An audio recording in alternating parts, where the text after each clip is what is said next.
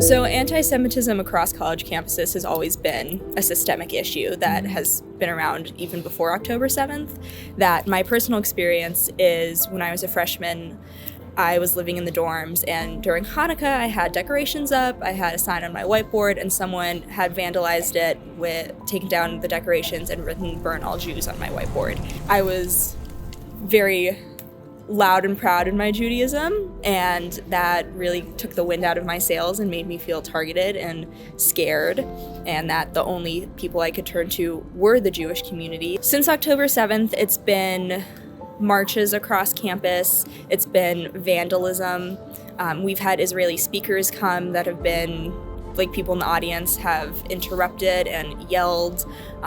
There's just been a lot of aggression and ignorance across campus. Last week at the KIT community, people had spray painted across saying "Divest from Israel," "Stop the genocide," telling Jews to stop the genocide. You're not Israeli, you don't live in Israel. When people come to you and say you're genocidal or you're committing genocide, what's the response?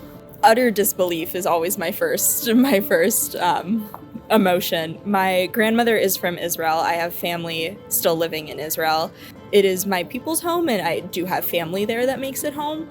That claim, especially when the Jewish history is so closely interwoven with an actual genocide, it's very dehumanizing to have that claim out in the world. I can understand people's anger at what's going on, but their claim of genocide is unfounded and hurtful.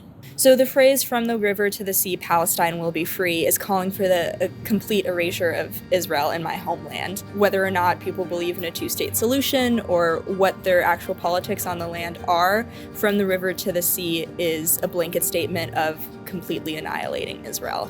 And that is dangerous rhetoric and scary to hear. Those claims are coming from a mob mentality that I believe is purely based in ignorance.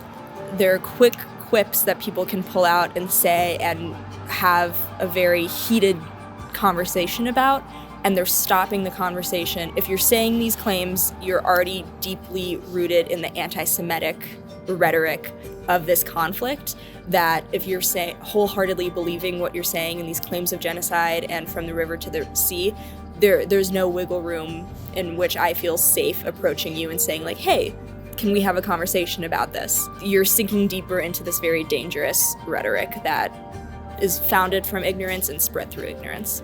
We're a group advocating for Jewish people. We want non-Jewish people to know how they can stand up, how they can be bold and stand for Jewish safety. What do you want to say to those people?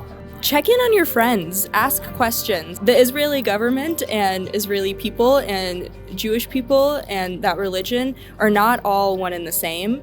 And to have this war polarizing aspects of religion and personal identity is very isolating and makes people in the Jewish community, we're not sure who we can turn to. And just extending those conversations, checking in, that's the most important thing. The Jewish community knows the nuances of this conflict and the history, and when we're approaching conversations with people outside of that community, it can be difficult to know where to meet them where they're at, and their defense mechanisms, if they understand the different aspects of the conflict, that when people are coming up to us asking to have conversations, it's easier to know where to start. So one, we're not teaching them something they already know, or having a conversation that's gonna put us in hot water. My friend had the word Jew spray painted outside of his door with the Star of David, but his response was very, very powerful, in which he said that it's a privilege to be recognized as